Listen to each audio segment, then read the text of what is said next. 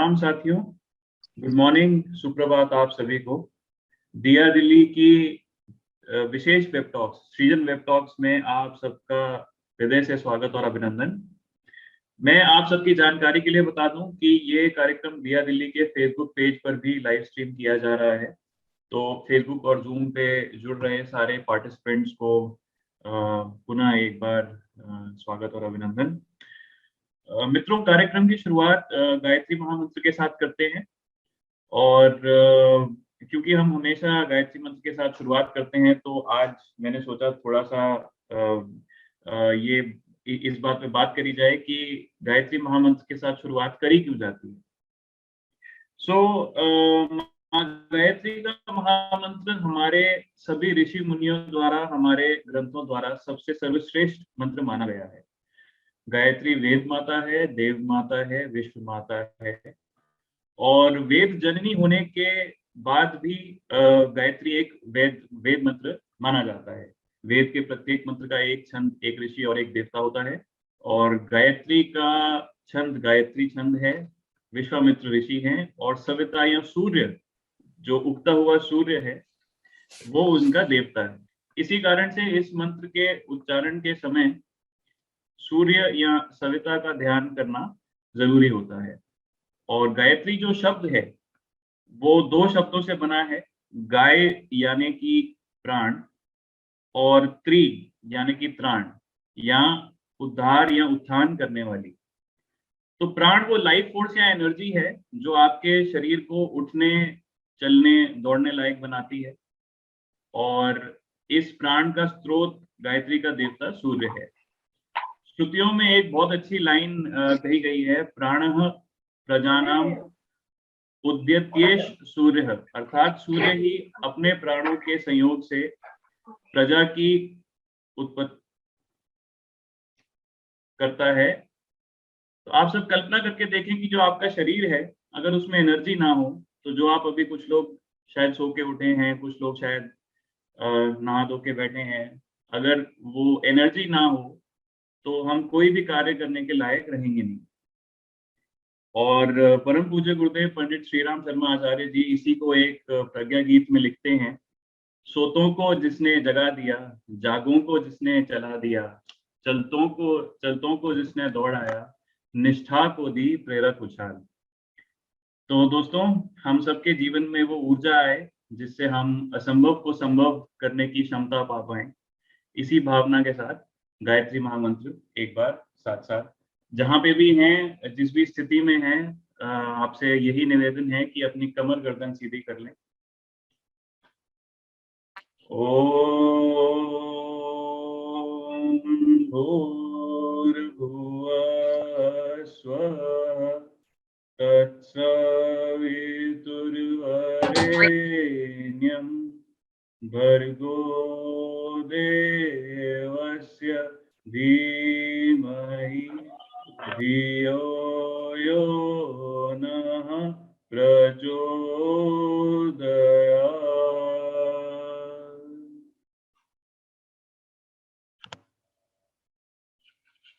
परम पूज्य गुरुदेव, परम वंदनीय माता जी, दिया दिल्ली के सभी कार्यकर्तागण, संभवम उन्नति और पीडीसी के अंतर्गत पढ़ने वाले सारे छात्र और हमारे सारे भाइयों और बहनों,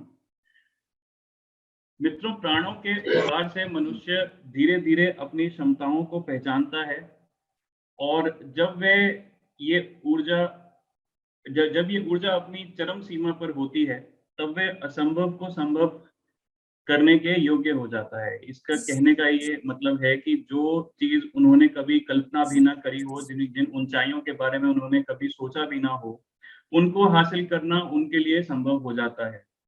और यूथ यानी कि जवानी ही ऐसा समय है जब आप शारीरिक, मानसिक और आध्यात्मिक रूप से अपनी प्राण ऊर्जा को विकसित या इवॉल्व और सही दिशा यानी डायरेक्शन देने के लिए तैयार होते हैं। इसी संदेश को एक प्रज्ञा गीत के रूप में प्रस्तुत करने के लिए मैं निवेदन करना चाहूंगा दिया दिल्ली की म्यूजिक टीम, आदर्श भैया और उनके सभी साथियों का, कि वे हमारे समक्ष आए और बहुत ही सुंदर प्रज्ञा गीत जवानों निरर्थक जवानी नहीं है, हम सबके समक्ष प्रस्तुत करें। दिया दिल्ली की म्यूजिक टीम। धन्यवाद भैया, प्रणाम मनीष भैया, और आप सभी भाइयों को प्रणाम। पहले मैं अपनी दिया दिल्ली की म्यूजिक टीम का परिचय कराना चाहूंगा। हमारे साथ बगल में हमारा साथ दे रहे हैं हमारे बड़े भाई, हमारे युग गायक भास्कर तिवारी भैया। हमारे साथ हारमोनियम पर संगत कर रहे हैं हमारे मिशन के बहुत ही चर्चित अच्छे कलाकार एवं हमारे मित्र बड़े भाई शंभू पांडे भैया। और हमारे साथ तबला में संगत कर रहे हैं हमारे छोटे भाई अभय भैया। जवानों निरर्थक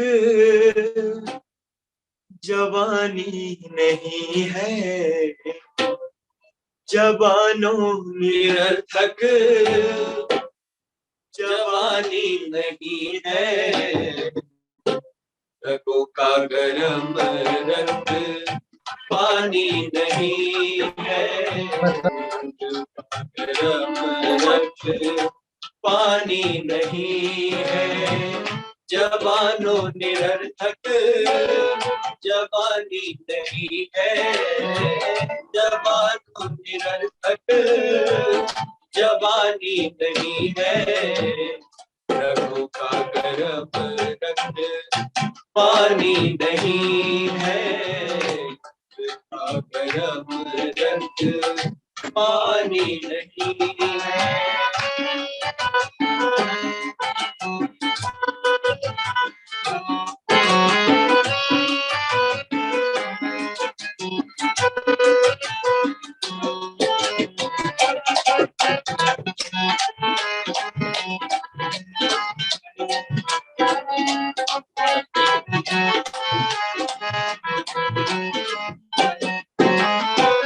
तुम्हें दृष्टि चारों तरफ फेंकना है, तुम्हें देश की है दशा देखना है, हाँ तुम्हें देश की हर दशा देखना है, तुम्हें देनदारी को रोकना है, तुम्हें है अनैतिक कदम टोकना है, हाँ तुम्हें हर अनैतिक कदम टोकना है, जवानी की पुरुषार्थ की दास्तां है, जवानी की पुरुषार्थ की दास्तां है, कायरों की कहानी नहीं है, कायरों की कहानी नहीं है, जवानों निरर्थक जवानी नहीं है, पानी नहीं है,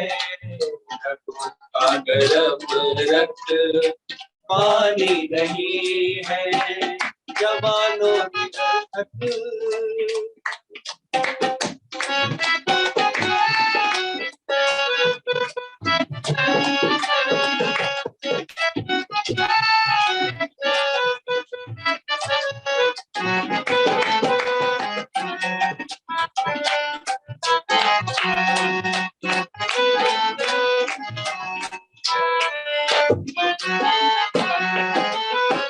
लगी है तुम्हीं पर सभी की निगाहें, बढ़ो थाम लो दीन निर्बल की बाहें, हाँ बढ़ो थाम लो दीन निर्बल की बाहें, बनाना तुम्हें है नई आज राहें, प्रगति के लिए नम विधाया, प्रगति के लिए चाहिए नम विधाए, तुम ही देवता हो स्वर्ग के सृजेता, तुम ही देवता हो स्वर्ग के सृजेता, कोई कहीं देवदानी नहीं है, कोई कहीं देवदानी नहीं है, जवानों निरर्थक जवानी नहीं है, गरम रक्त पानी नहीं है, गरम रक्त पानी नहीं है।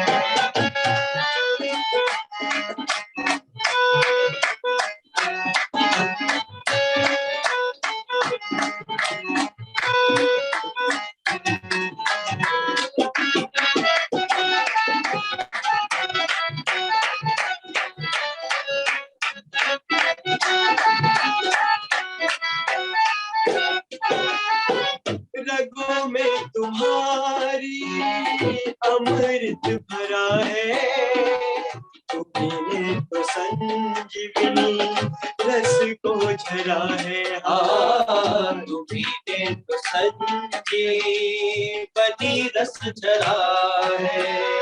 चमन जिंदगी का किसी से हरा है, जवानों तुम्हारा पसीना करा है। हाँ, जवानों तुम्हारा पसीना करा है। तुम्हारी जवानी नहीं कांड से कम, तुम्हारी जवानी नहीं कार से कम,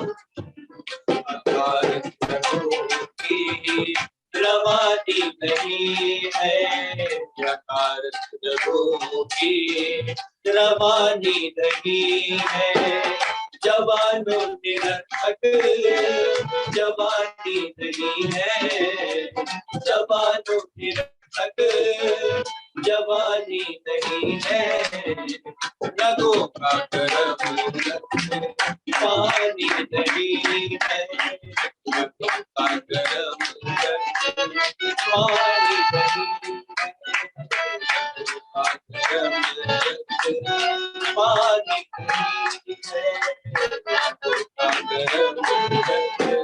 पानी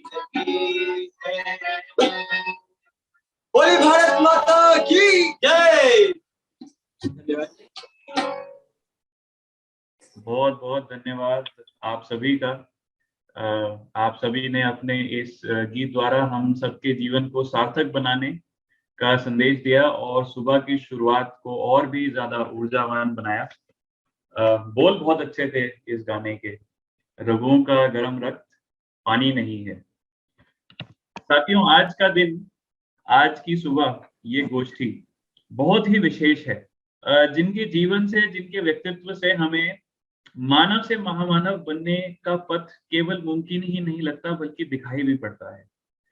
मैं आप सबके बीच, आपकी वर्चुअल तालियों के बीच स्वागत करना चाहूंगा डॉक्टर राजेश रंजन का। डॉक्टर राजेश रंजन दिया दिल्ली के कोर मेंबर होने के साथ साथ आईआईटी कानपुर में असिस्टेंट प्रोफेसर भी हैं। राजेश जी ने बीआईटी सिंदरी से केमिकल इंजीनियरिंग करी और इंस्टीट्यूट टॉपर रहे। तत्पश्चात उन्होंने गेट, जो इंजीनियर्स के लिए एंट्रेंस एग्जामिनेशन होता है फॉर फर्दर स्टडीज, उसमें rank 3, AIR rank 3, all India rank 3 हासिल करी। तत्पश्चात prestigious Indian institute of science Bangalore में डिपार्टमेंट ऑफ एरोस्पेस इंजीनियरिंग में एडमिशन प्राप्त किया। टाटा कंप्यूटेशनल रिसर्च इंस्टीट्यूट से में world's 4th fastest super computer, जिसका नाम इका है, उसको बनाने में उनका योगदान रहा।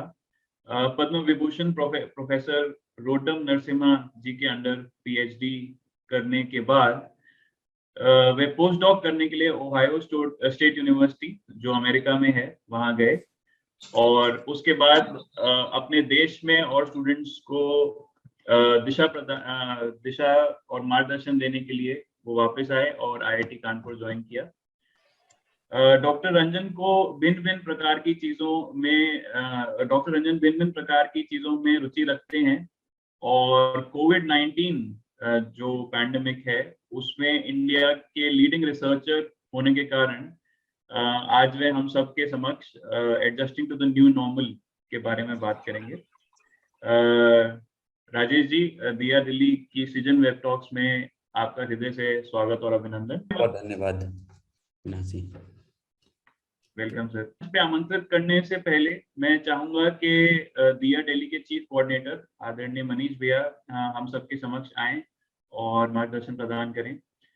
दिया दिल्ली के प्रेरणा स्रोत, शक्ति स्रोत होने के साथ साथ मनीष भैया टाची एनर्जी में सीनियर मैनेजर बिजनेस डेवलपमेंट भी हैं और 2014 में दिया दिल्ली के निर्माण के बाद इस संगठन की देखरेख आदरणीय भैया द्वारा परम पूज्य गुरुदेव के मार्गदर्शन में कराई जा रही है। आदरणीय मनीष भैया, आप सबकी तालियों के बीच मनीष भैया का स्वागत है।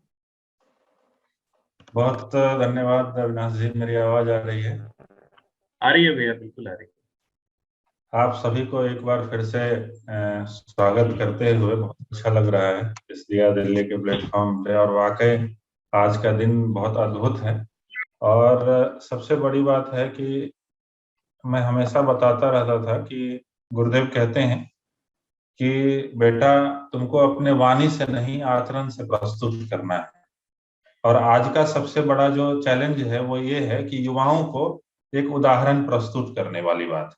तो हमारे बीच में आज दोनों युवा ऐसे हैं जिन्होंने अपने जीवन में एक उदाहरण प्रस्तुत किया है हम सभी के लिए।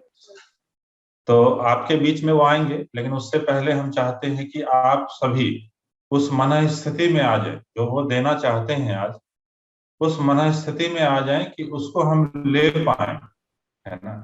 तो उसके लिए आप सभी से आग्रह है कि आप जहां बैठे हैं, आप सभी की वीडियो तो मुझे नहीं दिखाई दे रही है, लेकिन संभव हो तो जरूर वीडियो ऑन करिए ताकि थोड़ा सजग रहिए और सजग होकर के बैठ सकिए। अदरवाइज अगर वो पॉसिबिलिटी नहीं हो तो कोई बात नहीं है, लेकिन वीडियो ऑन कर सकते हैं तो ऑन करना चाहिए। हम बार बार ये कहते हैं कि आप जिस उद्देश्य के लिए आप आगे बढ़ रहे हैं उसके लिए एकाग्रता बहुत जरूरी है, उसके लिए कंसंट्रेशन बहुत जरूरी है। अगर आप एकाग्र नहीं हैं, अगर आप डिस्ट्रैक्शन से नहीं बच रहे हैं, तो आप ये मान करके चलिए कि बहुत मुश्किल है ये डगर जो है, ये लक्ष्य बहुत मुश्किल है। और अगर आपने एकाग्रता को साध लिया तो आप ये मान के चलिए कि आपकी आधा काम हो गया। तो इसीलिए बार बार जब आप देखते होंगे कि जब भी हम आपके बीच में आते हैं तो सबसे पहले प्रयास करते हैं कि उसका डेमो देने का प्रयास करते हैं, ताकि आपको बार बार वो रिपीट हो जाए और वो दिमाग में सेट हो जाए कैसे हम अपनी एकाग्रता को बढ़ा सकते हैं, क्योंकि ये पहला स्टेप है आपकी सफलता का। अगर आप इसमें सक्सेसफुल होते हैं तो आप विश्वास मानिए कि आपकी डगर बहुत आसान हो जाएगी। तो आप जहां हैं, जैसे भी हैं, आप रिलैक्स होकर के बैठ जाइए, अपनी कमर सीधी कर लीजिए, रीढ़ की हड्डी सीधी कर लीजिए और दोनों हाथ गोद में रख लीजिए। अगर आप लेट करके देख रहे हैं तो आपसे यही आग्रह है कि आप बैठ जाइए, नहीं तो उसका बेनिफिट नहीं ले पाइए। और आप रिसर्च से जाकर के देखेंगे तो आपको पता चलेगा कि अगर आपकी रीढ़ की हड्डी सीधी है तो आपको सबसे पहला फायदा जो आपको मिलेगा वो फायदा ये मिलेगा कि आपको आलस से नहीं आएगा। आप प्रैक्टिस करके देखिएगा, क्योंकि हम लोग देखते हैं जो पढ़ाई करते हैं ऐसे झुक के पढ़ाई करते हैं तो आपको बार बार वो आलस से घेरेगा। और कहते हैं कि हम सभी के लिए, क्या सबके लिए, आलस्य जो है सबसे बड़ा शत्रु है हमारा। तो उससे अगर बचना है तो ये प्रयास जो है जरूर करिए। आप जहां बैठे हैं रिलैक्स होकर के बैठ जाइए, दोनों हाथ गोद में रखिए, कमर और रीढ़ की हड्डी सीधी रखिए और अपनी नेत्र बंद कर लीजिए। और ये भाव करें कि हमारा पूरा शरीर सर से लेके पांव तक बिल्कुल शिथिल हो रहा है, रिलैक्स हो रहा है, बिल्कुल स्थिर। और साथ साथ हमारा मन बिल्कुल शांत हो रहा है। अभी किसी भी प्रकार की कोई समस्या नहीं है, कोई कठिनाई नहीं है, हम बिल्कुल शांत हो रहे हैं। और ध्यान करें, उस उदीयमान सूर्य का ध्यान करें, उस सविता का ध्यान करें जिसकी किरणें हम तक पहुंच रही है, हमारे शरीर के रोम रोम में, हमारे शरीर के कण कण में, हमारे शरीर के नस नाड़ी में वो सूर्य का प्रकाश फैल रहा है। और हम अंदर से ऊर्जावान हो रहे हैं, हम अंदर से ओजस्वी हो रहे हैं, तेजस्वी हो रहे हैं, वर्चस्वी हो रहे हैं। इस भाव में डूबते हुए उस महासत्ता गायत्री का ध्यान करें जो गायत्री वेद माता है, देव माता है, विश्व माता है, और वो हमारे बुद्धि को सन्मार्ग की ओर प्रेरित करती है, हमारे बुद्धि को बुराइयों से अच्छाइयों की ओर प्रेरित करती है। इस भाव में डूबते हुए एक बार गायत्री महामंत्र हमारे साथ साथ। ओम भूर्भुवः स्वः तत्सवितुर्वरेण्यं भर्गो देवस्य धीमहि धियो यो नः प्रचोदयात्। परम पूज्य गुरुदेव, परम वंदनीय माता जी के सूक्ष्म उपस्थिति में यहाँ जुड़े हुए देश के कोने कोने से हमारे युवा साथी भाई और बहन, आप सबका हम हृदय से स्वागत करते हैं, अभिनंदन करते हैं कि इस सृजन वेब टॉक्स में आपने समय निकाला, अपना बहुमूल्य समय निकाला और यहाँ आप आए हैं कि कुछ नया मिलेगा, कुछ सीखने को मिलेगा और आज से हमारे जीवन में कुछ ना कुछ बदलाव आएगा। तो आप बिल्कुल निश्चिंत होकर के इस भाव से आप बैठिए कि आप जिस एक्सपेक्टेशन के साथ आए हैं उससे ज्यादा आपको लौटाया जाएगा, जिस भरोसा के साथ आए हैं उससे ज्यादा आपको लौटाया जाएगा, बशर्ते इसका एक कंडीशन है। इसका कंडीशन क्या है कि जैसे क्या होता है कि जब आप कोई मोटिवेशनल सेमिनार में जाते हैं, कोई सेमिनार में जाते हैं, तो आपको ऐसा प्रतीत होता है कि अरे हमको सब पता है ना, हमको सब पता है, अरे हमको सब आता है, ये सब जो है ये सब बातें आती हैं, तो आपको बेनिफिट नहीं होगा।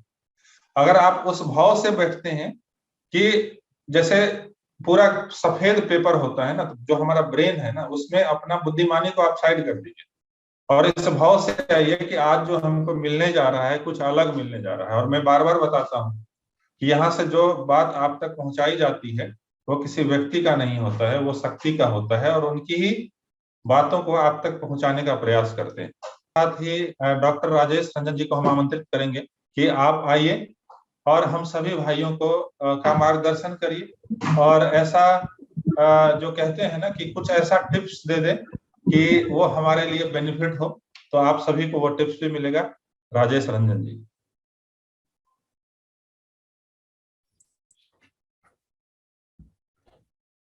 प्रणाम भैया, बहुत बहुत धन्यवाद इतने सुंदर परिचय के लिए। और जहाँ तक आपने बताया कि इंसान का व्यवहार या उसका चरित्र ही उसका परिचय है, बाकी जो एकेडमिक अचीवमेंट्स हैं या फिर जो भी दुनिया में आपने कितने पैसे कमाए, कितना नाम कमाया, कितनी उपाधियां ली, कितनी डिग्रियां ली, वो सब सेकेंडरी हो जाता है। और जो सबसे बड़ी बात होती है, जो सबसे पहली बात होती है, वो है कि आपका व्यवहार, आपका चरित्र, आपका चिंतन। और हम सभी जितने भी लोग यहाँ पे हैं, उनका मेन मोटिवेशन या मेन जो सुनने का पर्पस यही होता है कि कैसे हम जो भी अच्छी चीजें जानते हैं अपने जीवन में उसको अपने चरित्र, चिंतन, व्यवहार में ला सकें। तो आज जिस चीज के बारे में बात करना चाह रहे हैं वो है कि आज जो पूरा विश्व एक कोरोना से जूझ रहा है, राइट। हम सभी जानते हैं कि बहुत चीजें अनसर्टेन है कि पता नहीं क्या होगा, कल क्या होगा। अभी थोड़े दिनों पहले डेल्टा था, फिर ओमिक्रॉन आया, फिर पता नहीं आगे क्या हो सकता है। तो बहुत अनसर्टेनिटी है। जो बहुत सारे बच्चे हैं यहाँ पे जो एग्जाम की तैयारी कर रहे हैं, ठीक है, उनको लगता है कि चलो डेट आया, अभी तैयारी शुरू करते हैं, फिर अचानक से वो जब एग्जाम होने वाला होता है तब तक वो एक नया वेव आ जाता है, फिर एग्जाम्स की डेट कैंसिल हो जाती है, पोस्टपोन हो जाती है। और ये सिर्फ यूपीएससी नहीं, कोई भी एग्जाम की आप तैयारी कर रहे हो, चाहे आप रेलवे की तैयारी कर रहे हो, चाहे आप एसएससी की तैयारी कर रहे हो, इंजीनियरिंग की तैयारी कर रहे हो, मेडिकल की तैयारी कर रहे हो, मतलब सबके साथ ही ऐसा है। तो ऐसे समय में कैसे अपनी मानसिकता बना के रखी जाए कि हाँ, जो हम तैयारी कर रहे हैं उसका हमें कुछ फल मिलेगा। मतलब आप तो पूरी तैयारी अपनी तरफ से रख सकते हैं, लेकिन अगर मतलब परिस्थितियां ही ऐसी हो कि नहीं हो सके एग्जाम, चीजें लेट हो जाएं, 1 साल लेट हो जाए, 2 साल लेट हो जाए, तो एक मन में एक शंका आने लगती है कि पता नहीं क्या ही होगा। तो उसी चीज को लेके मैं आगे आया हूँ। और जो मैंने टॉक, जो मेरा विषय है वो है adjusting to the new normal, the post pandemic world. मैं 1 मिनट अपने स्लाइड को थोड़ा शेयर करना चाहूंगा। ये दिख रहा है? अगर अब दिख रहा है तो थोड़ा बताइएगा। विजिबल है, विजिबल है। विजिबल है ना? ठीक है। तो मैं अपनी भाषा हिंदी रखूंगा ताकि अधिक से अधिक लोगों तक पहुंच सके। ठीक है। तो जैसा कि मैंने बताया कि अभी परिस्थितियां बहुत ही अनसर्टेन हैं, बहुत ही नाजुक हैं और बहुत ही अनिश्चितताएं वाली हैं कि क्या किया जाए। मतलब प्लानिंग जो होता है ना, लोग पहले प्लानिंग करते हैं कि हाँ 2 महीने बाद हम शिमला घूमने के लिए जाएंगे। आप प्लानिंग करते हैं, आप टिकट्स बुक कराते हैं, आप होटल बुक्स कराते हैं, आप जाते हैं। जाने से पहले क्या होता है कि एक नया वेव आ जाता है, या फिर आप वहाँ पहुँचते हैं और उसके बाद एक नई परिस्थिति उत्पन्न हो जाती है कि होटल्स बंद हैं, या फिर वेब के चलते आपको आरटीपीसीआर का टेस्ट करवाना है, ये कराना, मतलब बहुत सारी चीजें होती हैं। Right. So how do we prepare for this kind of परिस्थिति? मैंने तो एक एग्जाम्पल दिया ट्रेवल का, but this is throughout our life. जो भी हम अपनी जिंदगी में कर रहे हैं वहां पे अनसर्टेनिटीज हैं, तो कैसे इनको एड्रेस किया जाए? तो सबसे पहले तो थोड़े से बारे में बता दें। ये आप सभी को मालूम है, आज भारत का 2 साल हुआ है। अगर आप कोरोना की बात करें तो इसी तारीख को पहली बार केरला में 2020 में डिटेक्ट हुआ था कोरोना वायरस। ठीक है, आज के दिन ही। और अब लगभग 2 साल हुआ है, और 2 साल में हमने कितनी जिंदगियां खोई हैं, कितने अवसर खोए हैं, इकोनॉमी हमारे कितने पीछे जा चुका है। बहुत सारे जो छोटे रोजगार वाले लोग हैं उनकी दुकानें बंद हो गई हैं। कुछ समझ में नहीं आ रहा है कि क्या करें। ठीक है। तो और आगे भी कोई निश्चितता नहीं दिख रही है। हर बार इंसान ये सोच के आगे आता है कि हाँ चलो अब तो ये खत्म हो गया, अब आगे नहीं आएगा। वैक्सीन लगा दिए गए हैं, लगभग 100 करोड़ के वैक्सीन लगा दिए गए हैं। ठीक है। डबल डोजेस मिल चुके हैं बहुत लोगों को। उसके बाद भी ये सब परिस्थितियां क्यों आ रही हैं और इसका हल क्या है, तो उसके बारे में थोड़ी सी बात करेंगे। तो कोरोना वायरस के बारे में सभी को मालूम है, मुझे बताने की जरूरत नहीं है। 2-3 चीजें जो हैं जो भी देखने की बात है कि अगर आपको कफ है, हाई फीवर है, बॉडी एक है, ठीक है। बाकी ये जो दोनों चीजें हैं, difficulty breathing, loss of smell and taste, ये इतनी कॉमन नहीं है इस बार ओमिक्रॉन में। ठीक है। तो वो एक अच्छी बात है कि जो ब्रीथिंग डिफिकल्टी हो रही थी पिछले बार, वो इस बार नहीं है। ठीक है, एक सेकेंड। ठीक है। तो डिफिकल्टी ब्रीथिंग नहीं है। एक जो मेजर प्रॉब्लम है कोरोना वायरस की, वो है कि आपको कोई भी बीमारी होती है तो पहले आपको पता चल जाता है, उसके बाद आप मतलब उसका इलाज कराते हैं। कोरोना वायरस का ऐसा प्रॉब्लम है कि सिम्टम्स जो हैं डिजीज के बाद आते हैं। मतलब कि 2 दिन पहले ही आपको वायरस आ चुका है, लेकिन आपको 2 दिन तक पता नहीं चलेगा। तीसरे दिन आपको पता चलेगा, और जब तक आपको पता चलेगा तब तक आप पूरी दुनिया, मतलब जिससे भी आप मिले हैं वहां तक स्प्रेड कर चुके होंगे। तो शायद हो सकता है आपके लिए घातक नहीं हो अगर आपकी इम्यूनिटी अच्छी है तो, लेकिन जिसके जो आपके करीब संपर्क में आया है उसके लिए घातक हो सकता है। तो ये एक बड़ी प्रॉब्लम है कोरोना वायरस की। एसिम्प्टोमेटिक लोग जो हैं बहुत ज्यादा हैं कि उनको कोई सिम्टम नहीं आते, लेकिन वो वायरस को स्प्रेड करते रहते हैं। और इसीलिए कहा जाता है कि जनरल पब्लिक में अगर आपको कोरोना वायरस के सिम्टम हैं या नहीं है, आप सोशल डिस्टेंसिंग का पालन करें। क्योंकि हो सकता है आप अपना नुकसान ना कर रहे हो, लेकिन अनजाने में आप किसी और का नुकसान कर रहे हैं। क्योंकि हो सकता है कि आपको हो, आपके अंदर वायरस हो, लेकिन आपको कोई सिम्टम नहीं आ रहा, लेकिन अगर कोई बूढ़ा या फिर कोई ऐसा व्यक्ति जो बीमार है उसके संपर्क में आ पाए, तो वो उसको आप ट्रांसफर कर दें और उसको सिम्टम आ जाए, और वो कभी कभी डेंजरस भी हो सकता है। तो इसीलिए ये एक यूनिक चीज है कोरोना वायरस के बारे में। सिम्टम आने में करीब 7 दिन भी लग सकते हैं, 15 दिन भी लग सकते हैं, नहीं भी आ सकते हैं। ठीक है। तो वो सब चीजें हर व्यक्ति में अलग तरह के सिम्टम भी आते हैं। और इतने सारे कोरोना वायरस के वेरिएंट आए हैं तो उनका भी अलग अलग सिम्टम है। ठीक है। तो इसके बारे में हम ज्यादा बातें नहीं करेंगे। ये अभी फिलहाल भारत की बात है। तो भारत की बात है तो मुझे पता है ना, कोरोना वायरस का वेव आया, नया वेव आया, पहला वेव, दूसरा वेव, तीसरा वेव, या लहर आई। तो उसका मतलब क्या है कि अगर आप देखें तो आपको सिंपल से ये समझ में आ जाएगा कि ये एक वेव है, छोटा वेव ऐसे आया। ठीक है ना, ये पहला वेव था जो लगभग सितंबर के करीब आया। आना तो शुरू हो गया था मार्च के एंड में ही, बट पीक आते आते लगभग सितंबर हो गया। और ये देखें कि अब काफी टाइम लंबा रहा था, मार्च 2020 से मार्च 2021 तक। और उसके बाद दूसरा वेव आया जिसको हम डेल्टा वेव बोलते हैं, ये वाला। और इसने बहुत तबाही मचाई, बहुत लोगों की जाने गई, और आप देख सकते हैं कितनी तेजी से बढ़ा ये। ठीक है, लगभग 3-4 महीने रहा ये, मार्च से लेके लगभग जुलाई तक, अगस्त के बिगिनिंग तक, और उसके बाद ये कम हुआ। बाकी जो तीसरा वेव आया वो बहुत ही तेजी से आया, लेकिन उतनी तेजी से ये गिर भी रहा है। अभी फिलहाल आप देखें तो भारत जो है भी डिक्लाइन पे है। ठीक है। तो अगर आप थोड़ी बहुत बातें पता हो कि कैसे आप तैयारी कर सकते हैं, तो एक थोड़ा सा प्लान बनाया जा सकता है। जैसे कि मुझसे बहुत लोग कांटेक्ट करते हैं अभी, क्योंकि मैं कोरोना वायरस पे काम करता हूँ, जैसा भैया ने बताया कि इनके प्रिडिक्शन पे कि आगे क्या हो सकता है उसकी मैथमेटिकल मॉडलिंग करता हूँ। तो लोग मुझसे पूछते रहते हैं कि मुझे ये इवेंट ऑर्गेनाइज करना है तो क्या करें। एक पेडियाट्रिक कॉन्फ्रेंस होने जा रहा है दिल्ली में अभी, तो वो मुझसे लगातार कांटेक्ट में है। वो जनवरी में होने वाला था, मैंने मना कर दिया, मैंने कहा कि नहीं, अब जनवरी में मत कीजिए, लोग नहीं आ पाएंगे, उनको ऑफलाइन करवाना था। तो फिर उनका कल कॉल आया था कि क्या हम मार्च में कर सकते हैं। मैंने बोला हाँ, मार्च 6 मंथ है, मार्च में आप कर सकते हैं। ठीक है, तो ऐसे बहुत सारे आते रहते हैं, तो उसका एक फायदा है कि आप थोड़ी बहुत तैयारी कर सकते हैं। तो प्रेडिक्शंस कैसे होते हैं, फॉर एग्जांपल मैं आपको बताता हूँ कि जैसे जो दूसरी लहर थी कोरोना वायरस की, तो हमने लगभग अप्रैल में ही बता दिया था कि 4 लाख के करीब केस आ सकते हैं, और जो पीक आएगा वो मई में आएगा, और वही हुआ था। हमारी बात को WHO ने साइड भी किया था। ठीक है, आप देख सकते हैं ये जो अप्रैल 21 को अपडेट हुआ है, लेकिन अप्रैल 17 को आ चुका था कि सेकंड कोविड-19 वेव में पीक इन मिड में। तो ये हमने बता दिया था, और लगभग उतने ही केस आए। हमारी स्टडी काफी हद तक सही रही। तो उससे क्या हुआ कि जो लोग डॉक्टर्स हैं या जो हेल्थ केयर प्रोफेशनल हैं या फिर जो गवर्नमेंट हैं पॉलिसी मेकर्स, तो उनको एक थोड़ी मिल जाती है, एक गाइडलाइन मिल जाती है कि हाँ इस समय तक हम स्कूल खोल सकते हैं, या फिर हॉस्पिटल में इतने केस चाहिए। तो वो सब चीजें उनको पता चल जाती है। तो ये थोड़ी सी अगर आपको पता रहे कि मतलब किसी भी टाइम पे निश्चितता जो है वो इज फार बेटर देन अनिश्चितता, राइट। कि अगर आपको कुछ भी पता हो कि हाँ ये चीजें हो सकती हैं, तो आप फिर तैयारी कर सकते हैं। लेकिन अगर आपको पता नहीं हो कि क्या होने वाला, तो फिर मुश्किल हो जाती है।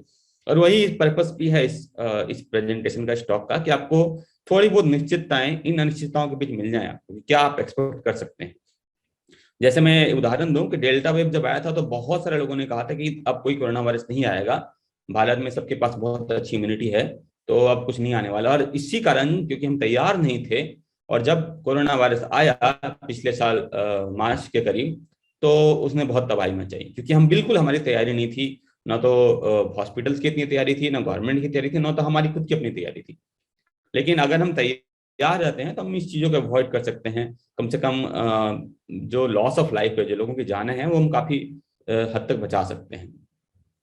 ठीक है ना। अगर आप तीसरे वेव की बात करें तो मैं लगातार बहुत सारे न्यूज़पेपर में मेरे इंटरव्यू जा रहे हैं, चैनल्स में भी आ रहे हैं, तो डाटा को देख के पता लगाना है। जैसे कि आप देख सकते हैं कि जनवरी 3 को जो पेपर में आया था, कि मैंने बता दिया था कि जनवरी में ही पीक आएगा, और ये हमने सबसे पहले बताया था, और उसी समय हमने बोल दिया था जब लगभग 10,000 के केस थे कि 1 लाख वो 2-3 दिन में हो जाएगा। ठीक है, 3 जनवरी की बात है। ये 8 जनवरी की बात है, जो हमने कहा था कि जनवरी के तीसरे हफ्ते में केस आएंगे, लगभग 4 लाख के करीब केस आएंगे। ठीक है, जो कि लगभग 3.5 लाख के करीब आएगा। और दूसरी बात है, थोड़ा नंबर इसलिए कम हो गया कि ICMR की गाइडलाइन चेंज हो गई कि कितने टेस्ट करवाने हैं। ठीक है, ये हमने जनवरी 12 को बताया था कि जनवरी दिल्ली और मुंबई में पीक आ चुका था। ठीक है, और ये जनवरी 20 को हमने बताया था कि अगले कुछ दिनों में रोज आएंगे 2.5 से 3 लाख केस, और वो अभी चल रहा है। लगभग 20 तारीख से आज 29 तारीख हो गया, लगभग 2.5 से 3 लाख केस लगभग रोज आ रहे हैं।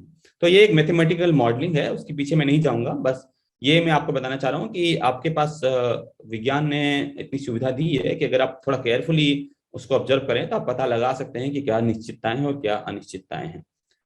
ठीक है, तो अगर जैसे आपको पता रहे कि 4 लाख केस मार्च में जनवरी के तीसरे हफ्ते में आने वाले हैं, तो आप उस हिसाब से अपनी तैयारी कर सकते हैं। मेरा एक इंटरव्यू भी आप चाहें तो देख सकते हैं, हमारा टाइम्स में फेसबुक पे उपलब्ध है, जिसमें मैंने काफी चीजें बताई हैं कि जो तीसरा वेव है वो दूसरी लहर की तुलना में काफी कम घातक होगा। हालांकि इन्फेक्शियस ज्यादा होगा, जल्दी तेजी से फैलेगा, लेकिन घातक कम होगा। ये सब चीजें हमने वहां पे बताई हुई हैं। अभी की क्या हालत है, जो हमारा प्रिडिक्शन बता रहा है या जो हमारी मॉडलिंग बता रही है, कि अगर आप देखें तो जैसे भारत के देखें जो ब्लू कर्व है, ठीक है, तो भारत का एक पॉजिटिविटी रेट है। पॉजिटिविटी रेट होता है कि 100 लोगों का आपने टेस्ट करवाया तो कितने लोग पॉजिटिव आए। तो मान लीजिए ज्यादा लोग पॉजिटिव आ रहे हैं, इसका मतलब है कि कोरोना वायरस ज्यादा फैल रहा है। कम आ रहे हैं मतलब कि कोरोना वायरस कंट्रोल में आ रहा है। और ये हम क्यों क्यों पॉजिटिविटी रेट कर रहे हैं, हम तो सीधे केस भी प्लॉट कर सकते थे कि हाँ 3.5 लाख है या फिर 2 लाख है, मतलब कम हो गया। उसका कारण यह है कि टेस्टिंग जो है थोड़ी कम हो गई है। टेस्टिंग जब कम हो गई है तो जो सबसे अच्छा तरीका है पता लगाना है कि सचमुच कोरोना वायरस कम हो रहा है कि नहीं हो रहा है, कोविड-19 कम हो रहा है कि नहीं हो रहा है, संक्रमण कम हो रहा है कि नहीं हो रहा है, उसका एक तरीका है कि पॉजिटिविटी रेट देख लें कि 100 में से मान लीजिए पहले 50 लोग आते थे पॉजिटिव, अभी 10 लोग आ रहे हैं, मतलब कि कोरोना वायरस का संक्रमण कम हो रहा है। तो यहाँ पे अगर आप देखें इस ग्राफ को, तो जैसे भारत है तो शुरू में काफी बढ़ा और अभी काफी प्लेटू हो गया, अभी काफी मतलब लगभग 12% पे आके 13% पे आके रुक गया है और अब धीरे धीरे वो कम होना शुरू हो जाएगा। 13% मतलब 100 में 13 लोग पॉजिटिव आ रहे हैं। दिल्ली का देखें तो एक समय था जब लगभग 100 में से 28 लोग पॉजिटिव आ रहे थे, आप यहाँ पे देख सकते हैं दिल्ली का ग्राफ है। अभी काफी कम हो चुका है, अभी लगभग 18 से 20 लोग पॉजिटिव आ रहे हैं। तो मतलब दिल्ली में संक्रमण नीचे जा रहा है। इसी तरह आप मुंबई का, महाराष्ट्र का देख सकते हैं कि अभी वो पहले काफी तेजी से बढ़ा, 20% गया, लेकिन अभी वो प्लेटू है और अब धीरे धीरे कम होगा वो। पंजाब भी बढ़ा लगभग 20% और अभी कम की कगार पे है। तो लगभग सारे स्टेट जो हैं कम के कगार पे हैं। कुछ स्टेट जो अभी भी बढ़ रहे हैं, फॉर एग्जांपल आप ये राजस्थान को देखें तो अभी भी बढ़ रहे हैं। कर्नाटका अभी लगभग प्लेटू पे आया है, थोड़े दिनों में कम होना शुरू होगा। ठीक है, तो लगभग सारे स्टेट जो हैं कम होने के कगार पे हैं और लगभग 1 से 2 वीक में सारे स्टेट्स का पीक आ जाएगा और मार्च से आपके चीजें काफी ओपन हो जाएंगी, खुल जाएंगी। मतलब फरवरी के अंत तक सब लगभग सिचुएशन काफी कंट्रोल में आ जाएगा। अब ये तो हुई तीसरी लहर की बात। जो अभी मेन बात है कि आगे क्या हो सकता है। ठीक है, तीसरी लहर तो चलो ओमिक्रॉन आया और हमने काफी हद तक अच्छे से मैनेज किया, ठीक है, और संक्रमण भी इतना घातक नहीं था, लेकिन आगे भी क्या ऐसा होगा, क्या हो सकता है, कैसे तैयारी करें उसकी। इसलिए मैंने रखा कि अनसर्टेन फ्यूचर की, बहुत अनिश्चितताओं वाला हमारा भविष्य है, तो कैसे हम इसके बारे में कुछ भी अनुमान लगाएं या तैयारी करें। तो एक तो सबसे बड़ी बात है कि जो कोरोना वायरस है वो एक वायरस है जैसे आपका इन्फ्लुएंजा वायरस होता है, ठीक है ना, जब को कोविड के टाइम में आता है। ऐसे बहुत सारे वायरस होते हैं, एड्स के वायरस हैं, ठीक है, ट्यूबरकुलोसिस के वायरस हैं। तो हर एक मतलब वायरस जो है एक जनरल प्रवृत्ति होती है, मतलब एक ऑर्गेनिज्म है, ठीक है, जो हर क्रिएचर को इफेक्ट करता है। फॉर एग्जांपल ह्यूमन के लिए अलग वायरस होते हैं, कैट्स के लिए अलग होते हैं, डॉग्स के लिए अलग होते हैं, बाकी बैट्स के लिए अलग होते हैं। तो हर एक के लिए वायरस होते हैं। प्रॉब्लम ये होता है कि एक जब वायरस जो मान लीजिए बैट के लिए है, जो कि चमगादड़ के लिए है, वो हमारे बीच में आ जाए तो हमारे शरीर में उसके लिए इम्यूनिटी नहीं है। हमारे पास जो वायरस जैसे इन्फ्लुएंजा है आया, तो अभी क्या है कि बॉडी ने उसको एडजस्ट कर लिया, एक इम्यूनिटी सिस्टम बना दिया कि देखो ये वायरस है, इसे फाइट करना है, 2-3 दिन आपको सर्दी बुखार रहेगा और आप ठीक हो जाएंगे। लेकिन अगर कुछ ही दूसरे एनिमल किंगडम का वायरस हमारे अंदर आ जाए, जैसे कि जो कोरोना वायरस उसको बोलते हैं वो बैट से आया है या फिर पेंगोलिन से आया, चमगादड़ से आया है, तो उसका जब आता है बॉडी में पहली बार, तो बॉडी को पता ही नहीं होता कि ये क्या है। अगर ह्यूमन के वायरस हो तो पता रहेगा, लेकिन अगर किसी जानवर का वायरस हो या किसी दूसरे एनिमल किंगडम का वायरस हो तो मुश्किल हो जाती है, और वही कोरोना वायरस के साथ हुआ है। और वायरस का दूसरा प्रवृत्ति ये होता है कि वायरस आपके शरीर में फैलना चाहता है। तो जब फैलना चाहता है तो वो उसको बोलते हैं कि वो अपनी कॉपी बनाता है कि 1 से 2, 2 से 4, 4 से 8, 8 से 16, 16 से 32 ऐसे बढ़ता चला जाता है। और जब ये कॉपी बनाता है तो क्या होता है कि बहुत बार कॉपी जल्दी जल्दी उसको बनाना है, तो उसमें वो एरर करता है कि जैसा उसका आरएनए स्ट्रक्चर था वैसे स्ट्रक्चर नहीं रहेगा, थोड़ी सी प्रॉब्लम आ गई उसमें। और कभी कभी क्या होता है, ये जो प्रॉब्लम वाले वायरस होते हैं ये और भी ज्यादा घातक या फिर और भी ज्यादा टिक जाते हैं शरीर के अंदर, और ये फिर फैल जाते हैं। उसको बोलते हैं नया वेरिएंट आ गया, कि ये क्या है, वायरस ही है लेकिन वो इतना ज्यादा म्यूटेट हो गया या फिर इतना ज्यादा बदल गया कॉपी बनाने के चक्कर में या एरर में, कि वो एक नया वेरिएंट ही पूरे पॉपुलेशन में फैल गया। तो आप देख सकते हैं कितनी सारी वेरिएंट हैं, alpha, beta, gamma, delta, omicron, eta, kappa, so everything, I mean all the Greek letters have been taken, right. So but the thing is कि this omicron is not going to be the last virus variant, ठीक है। So for example अगर आप यहाँ पे देखें कि जब वुहान में आया था तो एक नंबर होता है, उसको बोलते हैं रिप्रोडक्शन नंबर, कि एक इंसान कितने लोगों तक वायरस फैला सकता है रफली अगर देखो। तो जैसे वुहान में जो आया था चीन में, तो उसमें लगभग 2.5 लोगों तक फैला सकता था। जब डेल्टा आया तो 6.5 से 8 लोगों तक फैला सकता था। इसलिए देखिएगा कि ग्रोथ उनका बहुत फास्ट है, बहुत तेजी से बढ़ा है। अभी ओमिक्रॉन आया तो 8 से 15 लोगों तक फैला सकता है, ठीक है। एक इंसान अगर ओमिक्रॉन मतलब उसको हो गया वायरस से, तो वो 8 से 15 लोगों तक फैला सकता है, इसके पहले कि वो ठीक हो जाए, ठीक है। तो इसलिए मतलब कहा जाता है कि Omicron is now the second most contagious disease in the world. तो सबसे ज्यादा मीजल्स हैं, ठीक है, जो बोलते हैं ना कि माई आ गई है, तो वो हैं, उसके बाद जो ओमिक्रॉन है। तो द प्रॉब्लम इज, यहाँ तक तो चलो ठीक है, 8 से 15 हो गया। The problem is it will not be the last variant. ऐसा नहीं है कि ओमिक्रॉन आया तब खत्म हो गया, इसके बाद कोरोना वायरस खत्म, राइट। तो so then what will we do, कि आगे फिर क्या होगा। New wave later this year, इस साल क्या कोई अंत तक कोई दूसरा वेव आएगा, ऐसा होगा वो और ज्यादा घातक होगा और ज्यादा इन्फेक्शियस होगा, कि तेजी से फैलेगा। एक चीज यहाँ पे समझने की बात है कि अगर वायरस तेजी से फैल रहा है इसका मतलब ये नहीं है कि वो और घातक है। ठीक है, दोनों बिल्कुल अलग चीजें हैं। जैसे कि इन्फ्लुएंजा है या फिर जो कोल्ड में आपके जो एडिनो वायरस या बहुत सारे वायरसेस आते हैं, वो आते हैं, शरीर को इफेक्ट करते हैं, लेकिन उतने घातक नहीं होते, मतलब लोगों को नहीं मारते वो। ठीक है। तो इस बार जैसे ओमिक्रॉन आया कि वो बहुत तेजी से फैला लेकिन उसको उतना घातक नहीं था। तो वो चीज समझने की बात है कि घातक होना और उसका तेजी से फैलना दोनों अलग अलग चीजें हैं। वायरस हो सकता है तेजी से फैले, पूरे भारत के पॉपुलेशन में हो जाए, लेकिन अगर घातक नहीं हो तो लोग 2-3 दिन में ठीक होके आ जाएं। तो एक्सपेक्टेशन यही है कि जो वायरस की प्रवृत्ति होती है, जो एक प्राकृतिक वायरस की प्रवृत्ति होती है, कि वो समय के साथ घातक होता जाता है। सॉरी, समय के साथ वो अधिक कॉन्टेजियस या फिर अधिक फैलने वाला होता जाता है, लेकिन वो घातक कम होता जाता है। ठीक है, तो प्रवृत्ति यही है कि ये ओमिक्रॉन भी आगे से और भी और कम घातक होता जाएगा, और ये कहीं ना कहीं इसको हम बोलते हैं एक एंडेमिक बन जाएगा। उसके बारे में हम थोड़ा आगे बात करते हैं। ठीक है, तो अब जब ये सब है सिचुएशन कि मतलब हो सकता है कि नई वे फिर से आए, तो उस टाइम पे हम कैसे तैयारी करें। इसलिए हम कहते हैं कि this is the new normal. पहले लोग क्या बोलते थे कि जब 2020 में आया था कि कोरोना वायरस हम वैक्सीन लगाएंगे खत्म हो जाएगा, so it's the end of corona virus.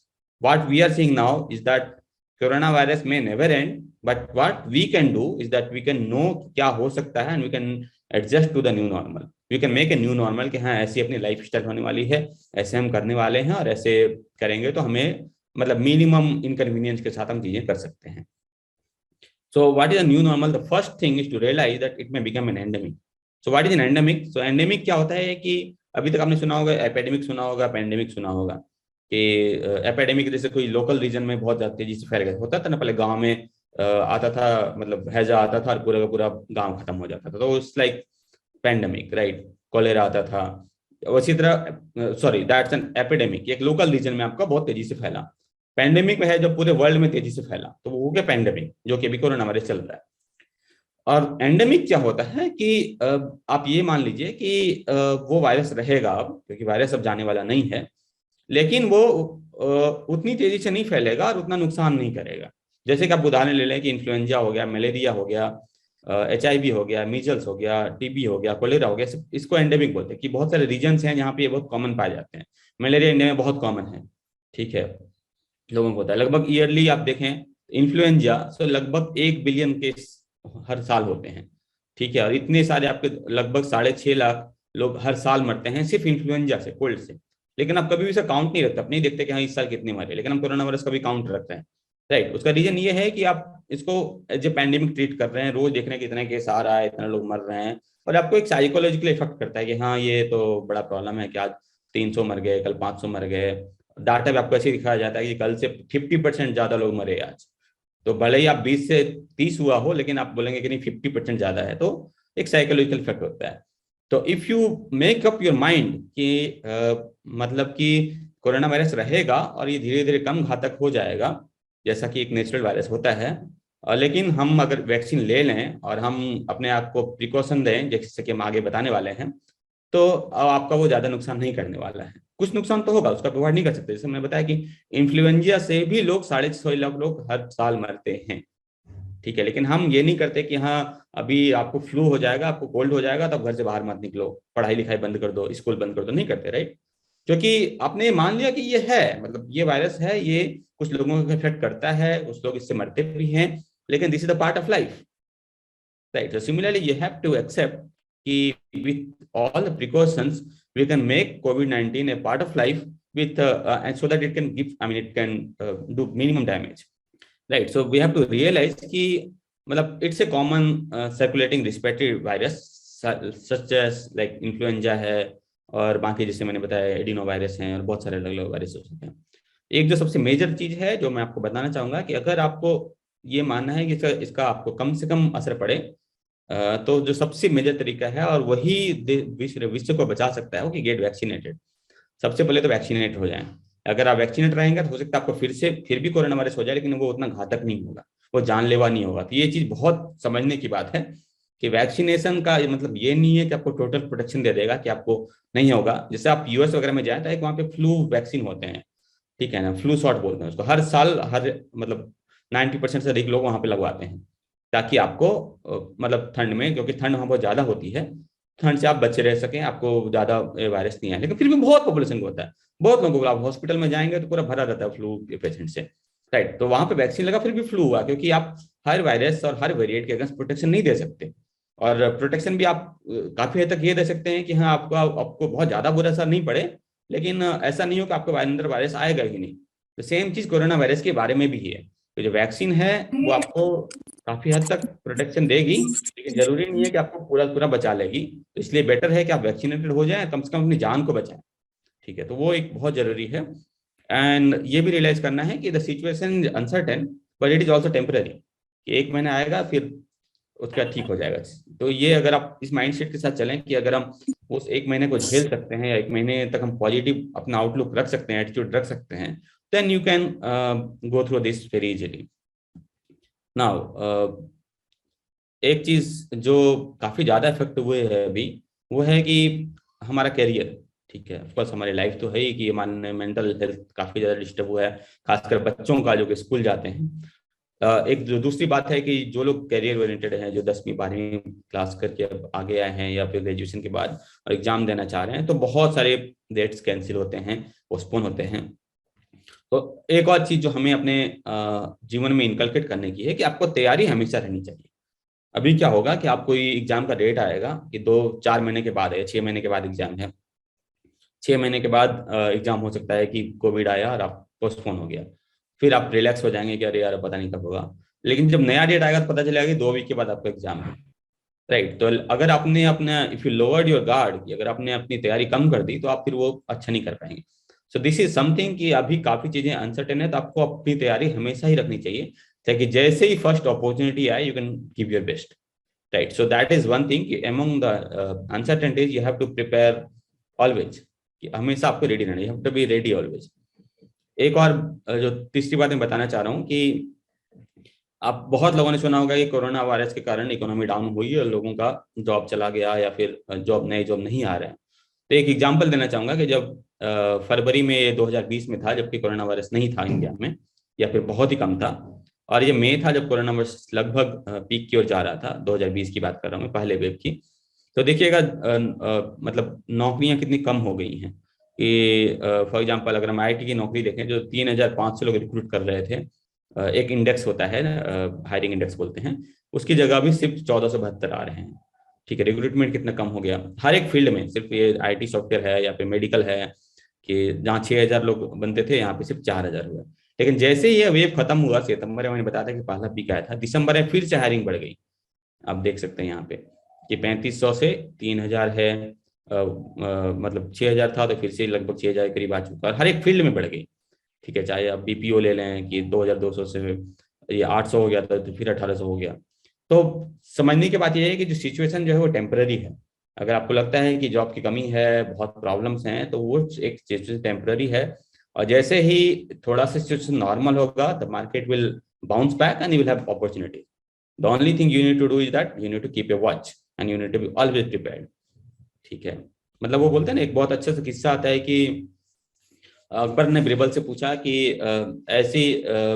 एक ऐसी बात बताओ कि जिसको सुन के अच्छा भी लगे और बुरा भी लगे, ठीक है। तो बीरबल ने कहा कि ये समय चला जाएगा, ठीक है। तो मतलब कि अगर सिचुएशन बहुत अच्छा है तो भी वो समय चला जाएगा, सिचुएशन बहुत बुरा है तो भी वो समय चला जाएगा।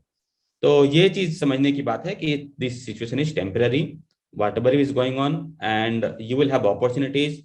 अगर आप अपना माइंड सेट पॉजिटिव रखते हैं, तैयारी रखते हैं, तो आपको फायदा मिलेगा आगे। 2-3 बातें जो न्यू नॉर्मल जो हो सकता है कि आपका कम्युनिकेशन कम होगा, वर्क फ्रॉम होम बहुत बढ़ेगा, ऑनलाइन शॉपिंग बढ़ेगी, ऑनलाइन लर्निंग बढ़ेगी, टेलीमेडिसिन बढ़ेगा, 1000 चीजें हैं आजकल आ चुकी हैं, डॉक्टर से आप ऑनलाइन बात कर सकते हैं।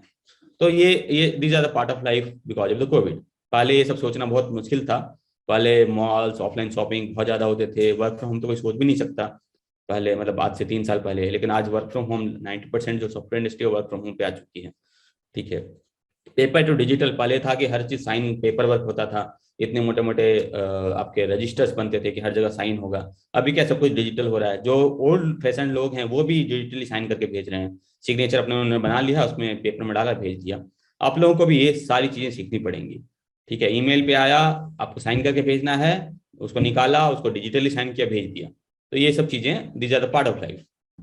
ठीक है, यू कैन नॉट से कि नहीं ये तो जरूरत नहीं है, 1 साल बाद खत्म हो जाएगा तो अभी मुझे सीखने की क्या जरूरत है, इज गोइंग टू स्टे। ठीक है, हेल्थ हाइजीन, फिर हमारा जैसे क्लीनलीनेस या सैनिटाइजेशन, इसमें पड़ा है। फैमिली फर्स्ट, मतलब हमारा जो ओरिएंटेशन है, जो हम बहुत अवॉइड करते थे फैमिली को कि क्या मतलब अपने नौकरी के कारण या फिर जो भी जिस भी कारण से हो, तो लेकिन कोरोना वायरस ने दिखा दिया कि the family is our first. ठीक है, और एक जो बहुत बड़ी बात है जो हमें कोरोना वायरस ने सिखाई है या फिर जो हमारा न्यू नॉर्मल है, कि अभी गवर्नमेंट पे बहुत ज्यादा डिपेंडेंट होने से पहले कि आपको खुद को रिस्पॉन्ड करना है। जैसे कि ये आपकी रिस्पॉन्सिबिलिटी है कि आप भीड़ भाड़ वाले इलाके में ना जाएं। ठीक है, या फिर आपकी रिस्पॉन्सिबिलिटी है कि जो भी आपके घर में फंक्शन हो या फिर शादी हो या जो भी हो, वो एक मिनिमम सोशल डिस्टेंसिंग के साथ हो। तो इसमें गवर्नमेंट कुछ नहीं कर सकती, क्योंकि अगर आप उसको नहीं फॉलो करेंगे तो आप ही का नुकसान होगा। So this is the response from the community. ठीक है, एक और जो है कि न्यू नॉर्मल में हमारा फोकस वापस में हेल्थ पे चला गया। And health constitutes of 4 things. Okay, here I am talking about 3 things, but there are 4 things: physical health, mental health, emotional health and spiritual health. Okay, according to the definition of WHO। तो physical health तो है ही है, लोग gym करते हैं या फिर जो भी एक्सरसाइज करते हैं, but emotional spiritual health is very very important. ठीक है, कि आज के टाइम में ज्यादातर आप देखें कि 2 साल से सुसाइड्स के केसेस बहुत ज्यादा बढ़े हैं। ठीक है, उसका रीजन ये है कि लोग एलूफ हो गए हैं, कहीं निकल नहीं पा रहे हैं, and whatever stress they are वो बिल्डअप हो रहा है, और उसके चलते वो समझ नहीं पा रहे कि उसको रिएक्ट कैसे करें। So you have to have a very good emotional and spiritual health, and there are some steps, will talk about that in the next few slides. ठीक है, एक तो है कि जैसे आप अच्छी बुक्स को पढ़ें, अच्छा आपका खाना अच्छा हो, आप योगा मेडिटेशन, जो आपकी फैमिली है उनको आप टाइम दें, तो इन सब चीज़ों से आपके हेल्थ मतलब काफ़ी बैलेंस होते हैं। एक जो बहुत इंपॉर्टेंट बात है वो है कि सोशल मीडिया या फिर मीडिया कंजम्पशन को कम करें। ठीक है, क्योंकि मीडिया भी क्या है ना, वो उसको सेंसिबल न्यूज नहीं चाहिए, उनको सेंसेशनल न्यूज चाहिए। जो चीज़ें कि आपको मतलब थोड़ा सा हिला दे, थोड़ा सा आपको डरा दे, वो चीज़ें उनको बहुत अच्छा लगता है। जैसे 2 दिन पहले ही न्यूज आया था कि 1 in 3 डाई। ठीक है, कि 3 में से 2 दिन या फिर कल ही आया था ऐसा कुछ कि सॉरी 3 में से 1 लोग मर जाएंगे, ऐसा वायरस आ रहा है। ठीक है, अगर आप इसको जाके प्रॉपरली पढ़ें, ठीक है, तो आपको पता चलेगा कि ये बता रहा है कि कोई एक वायरस है जो बैट में है, और वो आपके अंदर अगर आ गया तो अब बहुत घातक हो सकता है। ऐसे मिलियंस ऑफ वायरस हैं। ठीक है, इन डिफरेंट एनिमल्स। ठीक है, if they transmit into the human body which are not human virus, that can be very very dangerous. Like we saw the corona virus was one example, जो हमारा virus नहीं था, हमारे शरीर में आया बिकॉज ऑफ आवर हैबिट्स, कि लोग कुछ भी खाते हैं, कैसे भी खाते हैं। ठीक है ना, बैट कंजम्पशन करते हैं, उससे चलते आ जाता है। या फिर जो रिसर्च हो रहे हैं उन चीज़ों पे कभी कई बार वो भी डेंजरस हो जाती हैं। ठीक है, तो ये इस जो आप बता रहे हैं 1 in 3 die, this is just a bio archive report कि किसी ने एक एकेडमिक स्टडी करी, यहाँ देखो ये वायरस वहां पाया जाता है, लेकिन अगर वो ह्यूमन में आ गया तो वो डेंजरस हो सकता है। So as I told, there are millions of such viruses which could be dangerous to your health, and if you start publishing all those, तो दुनिया में तो आपको लगेगा कि कोई भी बचने वाला हो, चांस ही नहीं है कोई बच सकता है। ठीक है, तो ये है सेंसेशनल न्यूज कि अगर आपको नहीं लिखेंगे तो लोग पढ़ेंगे नहीं, डरेंगे नहीं, तो फिर वो शॉक वैल्यू कहाँ, they need shock, you should be shocked after reading the news. अगर आप इसी को कंपेयर करें, इसी चैनल का, इसी न्यूज़पेपर का, ये था, अगर आप देखें ये 2008 की न्यूज थी, सितंबर 6, 2008। इस बुधवार को खत्म हो जाएगी दुनिया। ठीक है, कितने लोगों ने आपने मान लिया था कि हाँ दुनिया खत्म हो जाएगी 2008 में, अभी तो हम लोग होने ही नहीं चाहिए। राइट, ये सेम न्यूज़पेपर है। एक एक्सपेरिमेंट चल रहा था सर्न में, लार्ज हैड्रॉन कोलाइडर। उसने था कि एक ब्लैक होल क्रिएट हो जाएगा, उसके अंदर पृथ्वी घुस जाएगी, सारे के सारे लोग खत्म हो जाएंगे। मुझे फोन आने शुरू हो गए थे कि हाँ अब क्या करें, अब दुनिया खत्म हो रही है, चलो आखिरी बार बात कर लेते हैं। ठीक है, this is how it is. I mean the thing is, अगर फ्रैक्शन 0.00001% भी है, तो अभी आप उसको ऐसे बना के प्रस्तुत करते हैं ताकि लगे कि हाँ अब तो यही होने वाला है। This is how the business of news is, right? So the one thing is to be very careful and reduce this social media consumption. I'm not saying it is completely impossible, right? I'm not saying that impossible to kuch bhi nahi hai, matlab even the dinosaurs which were there, they got extinct, right? So but what I'm trying to say, if such a thing happens, suppose a meteor comes and hits an earth, ठीक है ना, there is a possibility कि meteor आके कोई ग्रह या फिर कोई उल्का आके पिंड आके पृथ्वी पे गिर जाए और उससे दुनिया खत्म हो जाए. Everything is possible, but what I am saying कि this is something which is unreasonable. I mean this is to scare you, क्योंकि आपके पास ऑलरेडी कोरोना वायरस है, तब आपको वो डराना चाह रहे हैं कि देखो ये भी हो सकता है, वो भी हो सकता है. ठीक है. So we should not look at all these things because this is not something which is thoughtful or this is thought upon, right? एक दो दिन उनके बाद रिपोर्ट आएगा कि हाँ नहीं वो तो ऐसे ही था, लेकिन उसको कौन पढ़ता है? लेकिन लोग तो ये देख के डर जाएंगे कि 1 in 3 डाई, राइट. अब थोड़ा आगे चलते हैं कि कैसे हम अपने आप को बेहतर करें. पहला तो आप सोशल मीडिया कंजप्शन को कम करो, वो बहुत इंपॉर्टेंट है. हेल्थ पे अपना ध्यान दो. तीसरा है गेट बैक टू रूट्स. हमारा जो ईस्टवर्ड है, बोलते हैं ना, ईस्ट की ओर देखें, मतलब जो भारत है या फिर जो भी ईस्टवर्ड कंट्री, उनकी ओर देखें कि उनको क्या प्रैक्टिसेस थे. जैसे कि था कि हम च्यवनप्राश खाते थे. अभी बहुत रिसर्च चल रहा है कि अगर च्यवनप्राश खाएंगे तो आपको कोविड से लड़ने में काफी सुविधा मिल सकती है, आपका इम्यूनिटी बढ़ सकता है. दैट इज द ओनली वे कि हमारा जो साइंस था, हमारा जो ऋषि मुनियों ने हमें दिया था कि prevention is better than cure. So that is the only way to go forward. ठीक है, चाहे vaccine is an artificial way to do that, but you can do it by at your home. ये कहते हैं क्यूरक्यूमिन, इसको बोलते हैं हल्दी. हल्दी के बारे में रिपोर्ट आई है कि वो कोविड-19 के ट्रीटमेंट में फायदा हो सकता है. अगर आप हल्दी दूध को ही अगर आप रोज का घर का एक आहार बना लें कि रोज रात में गर्म हल्दी दूध पिए, तो वो भी आपको इम्यूनिटी काफी दे सकता है. अगर आप वेपर ले लें, गर्म वेपर, अगर मान लीजिए रोज 5 मिनट के लिए भी लिया जाए, तो वो भी आपके अगर गले में कोई वायरस आ गया तो उसको निकालने में वो सुविधाजनक हो सकता है. ठीक है. मुलेठी बोलते हैं, इंडिया में काफी खाया जाता है. ठीक है, तो वो भी उसके बारे में कि कोरोना मरीज के लिए वो फायदेमंद हो सकता है. एनबीआरसी की रिपोर्ट है. ठीक है. सोशल डिस्टेंसिंग प्रैक्टिसेस जो मैंने बताया ना, getting back to the roots, कि हमें पास ऑलरेडी हैं, you just need to find it out.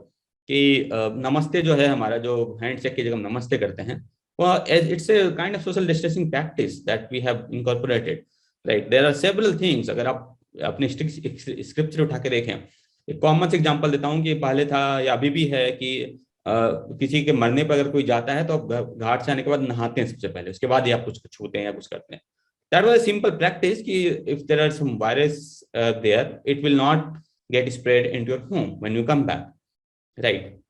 That's one thing. There are so many things. Padma Purana में अगर आप जाएं कि eat your meal after washing hand, food and face, right? लोग नहीं मानते थे इसको. अभी क्या है, आप बार बार सैनिटाइज कर रहे हैं, साबुन से हाथ धो रहे हैं, लेकिन ये बहुत पहले से कहा जा रहा है खाने से पहले आप अपने हाथ धो, पैर धो, मुंह धो, right? One should take bath, जो मैंने बताया, after visiting, cremation, vomiting or even after shaving, right? Mahabharat में कहा गया है कि one should use separate cloth for sleeping, going out and for worship.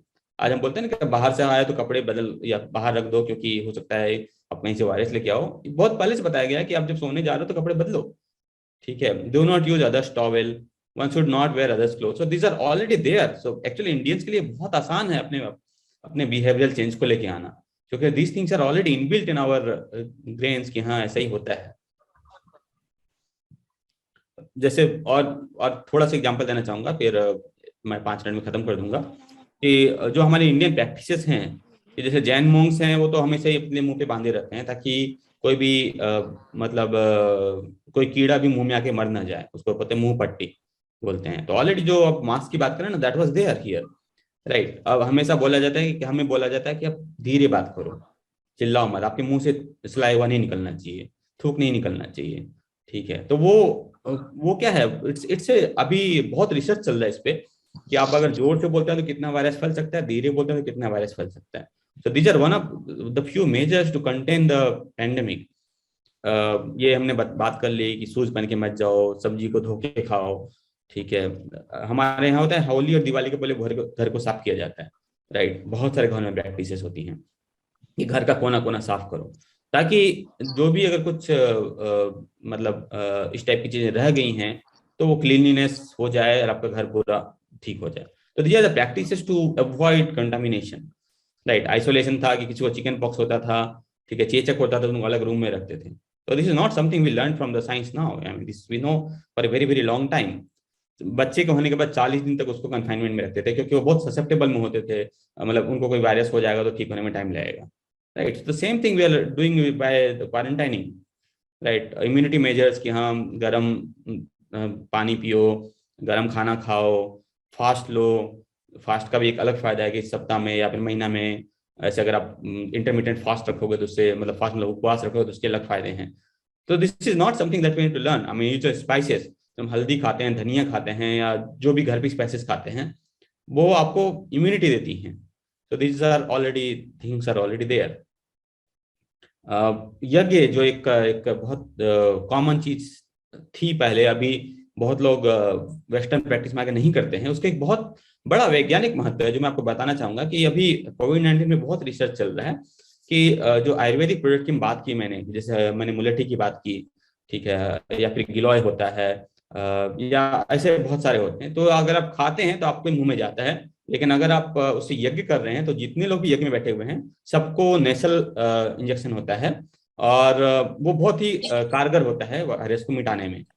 तो अगर उनकी औषधि बन जाए कोविड-19 की, और अगर आप उससे यज्ञ करें तो ये आपके लिए बहुत फायदेमंद हो सकता है। इस पे एक हाल में कोविड-19 के बारे में भी रिसर्च आया था, I don't think I have that, कि कोविड-19 यज्ञ से कोविड-19 में क्या फायदा होता है। तो अगर आप उस टाइप के हर्ब्स को मिला के एक हवन सामग्री बना दें, तो उससे हवन करें, तो ये भी एक बड़ा फैक्टर है अपने आप को इम्यूनिटी बिल्ड करने का।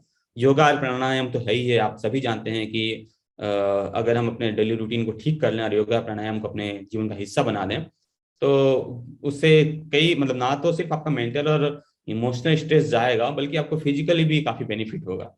तो इसके बारे में ज्यादा बात करने की जरूरत नहीं है मेरे ख्याल से।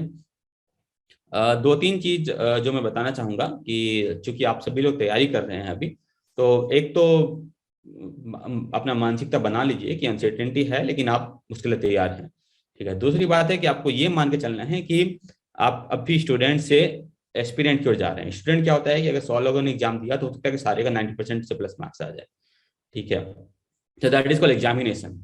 लेकिन एस्पिरेंट में क्या होता है कि 100 लोग में एक को लेना है, हो सकता है कि सारे को 90 से प्लस आए, लेकिन एक बंदा जिसका नंबर 99.99 है वो सिलेक्ट हो जाएगा, बाकी सबका नहीं होगा। So this is a competition. That is not only that you have to excel getting good marks, but you have to compete with everyone and with yourself. You have to do better every time you write your exam. तो वो चीज आपको inculcate करनी पड़ेगी कि आप student नहीं है, अभी आप एस्पिरेंट हैं, ठीक है ना। Skills over degrees and competition over knowledge.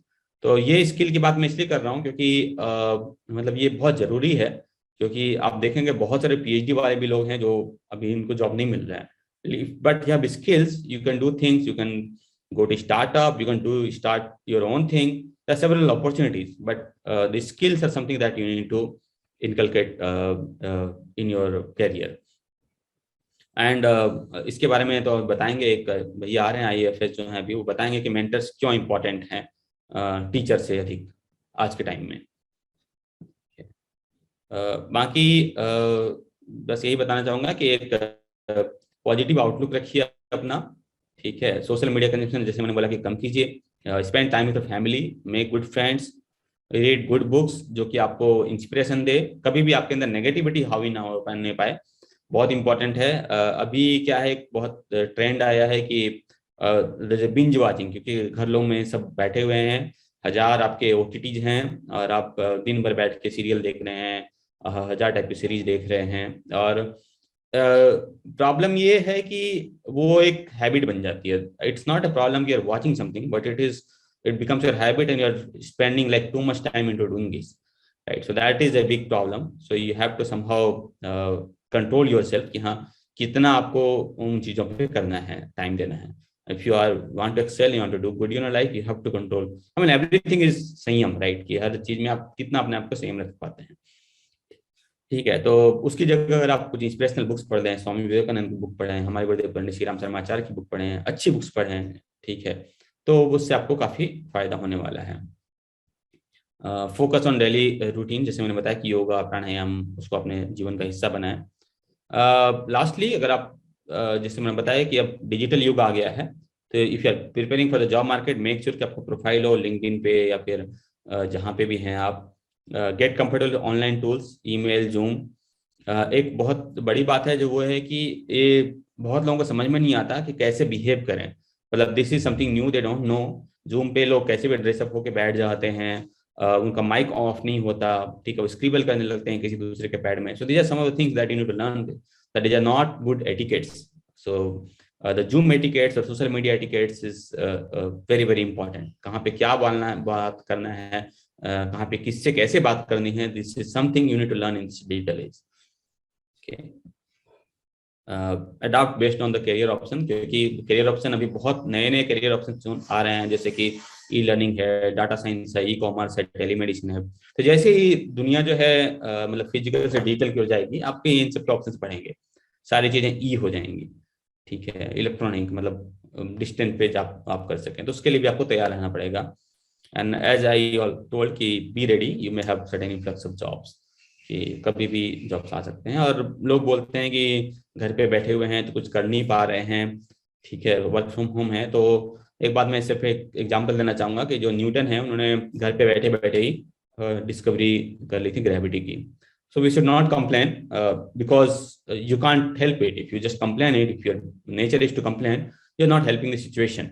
You should rather think कि बावजूद इस सिचुएशन के, बावजूद इस परिस्थिति के, कैसे मैं अपना बेहतर या कैसे अपना बेस्ट दे सकता हूँ. So that should be your outlook. And with that, I'll just give you best wishes. और यहाँ पे लिखा गया है कि जो pessimist complains about the wind, जो कि नेगेटिविटी वाला व्यक्ति होता है, नकारात्मक पुरुष होता है, वो बोलता है कि यार यार कैसी हवा चल रही है, कुछ बोट सही दिशा से जा नहीं रहा है. ऑप्टिमिस्ट एक्सपेक्ट्स टू चेंज, जो आशावादी होता है वो बोलता है कि ये शायद बदल जाएगा, तो देखते हैं. जो रियलिस्ट होता है, जो किसी में काम करना चाहता है, वो एडजस्ट द सेल्स, कि हाँ उसको उस तरह से स्टीयरिंग करता है कि आपको जहाँ पे जाना है वहाँ पे लेके जाए. So we should be realist at this particular situation. And with that, thank you very much for your patience. और अगर आपको कुछ क्वेश्चन हो या कुछ भी ऐसा हो तो I will be happy to take that. Thank you.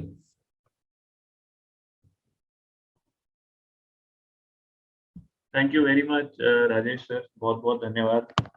आपने मैथमेटिकल मॉडलिंग द्वारा हमें आगे बढ़ने के लिए, आगे आने वाली स्थिति परिस्थितियों के बारे में आगाह किया, सचेत किया.